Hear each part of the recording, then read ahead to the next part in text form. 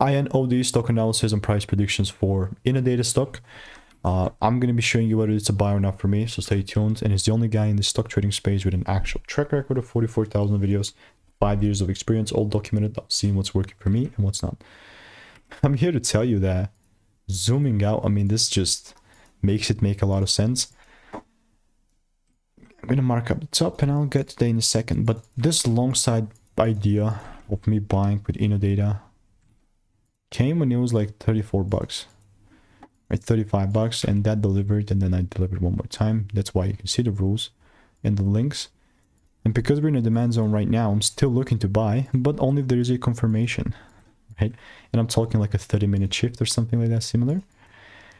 Notice that without this happening, I'm just not gonna buy and pull the trigger on this. Easy, mate, you know what I mean? So all I'm doing in the meantime is I'm just waiting for rules.